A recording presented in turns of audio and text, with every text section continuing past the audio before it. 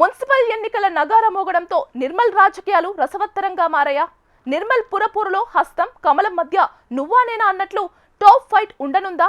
ఈ రెండు పార్టీల నేతలకు మున్సిపల్ పోలింగ్ ఛాలెంజ్ గా మారగా ఏనుగు సైతం తన సత్తా చాటేందుకు సిద్ధమవుతోందట. అయితే మున్సిపల్ ఎన్నికలపై ఎన్నడూ లేని విధంగా 5 ప్రధాన పార్టీలు పాగా వేసేందుకు ఫోకస్ పెట్టాయట. నామినేషన్లకు ముందే రాజకీయ వేడి రగిలిస్తున్న నిర్మల్ పురపూరుపై హెచ్ఎంటీవీ రిపోర్ట్ ఓసారి చూద్దాం. నిర్మల్ జిల్లాలో రాజకీయాలు వేడెక్కాయి. 5 ప్రధాన పార్టీలు మున్సిపల్ ఎన్నికల బరిలో తలపడనున్నాయి. అధికార కాంగ్రెస్ పార్టీకి చెందిన మాజీ మంత్రి ఇంద్రకరణ్ రెడ్డి, ఇన్ఛార్జ్ శ్రీహరిరావు, బీజేపీకి చెందిన నిర్మల్ ఎమ్మెల్యే బీజేఎల్పీ నేత ఏలేటి మహేశ్వర్ రెడ్డికి ఈ మున్సిపల్ ఎన్నికలు ప్రతిష్టాత్మకంగా మారాయి. గతం నుంచి నిర్మల్ పట్టణ పోరులో విలక్షణ తీర్పు ఇవ్వడం స్థానిక ఓటర్ల ప్రత్యేకం. 2014లో జరిగిన మున్సిపల్ ఎన్నికల్లో 2 తెలుగు రాష్ట్రాల్లో ఎక్కడా లేని విధంగా బహుజన్ సమాజ్ పార్టీకి పట్టం కట్టారు.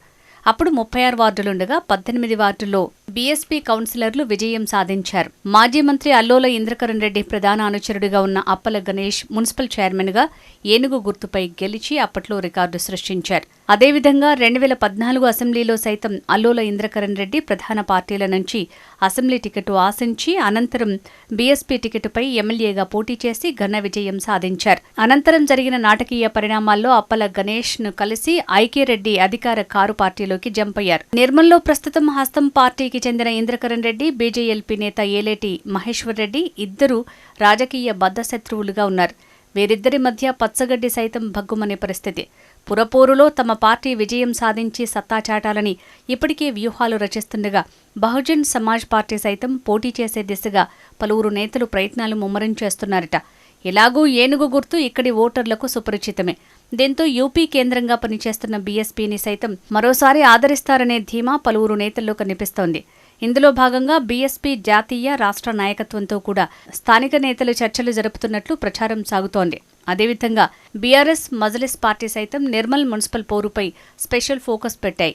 సీఎం రేవంత్ రెడ్డి నిర్మల్ పట్టణంలో బహిరంగ సభ ద్వారా ఎన్నికల ప్రచారానికి శంఖారావం పూరించగా త్వరలోనే బీజేపీ, బీఆర్ఎస్, బీఎస్పీలు కూడా సభలు, సమావేశాలు నిర్వహించనున్నాయి. అందుకు ఆయా పార్టీలు ఏర్పాట్లు కూడా చకచకా చేస్తున్నాయి. ఇదిలా ఉంటే గత ఎన్నికలతో పోలిస్తే ఇక్కడి రాజకీయ పరిస్థితులు భిన్నంగా కనిపిస్తున్నాయి. నిర్మల్ మున్సిపల్ చైర్మన్ పీఠం కోసం కాంగ్రెస్ తరపున ఇంద్రకరణ్ కోడలు అల్లోల దివ్యారెడ్డి, మాజీ మున్సిపల్ చైర్మన్ అప్పల గణేష్తో పాటు మరో 2 నేతలు పోటీ పడుతున్నట్టు సమాచారం.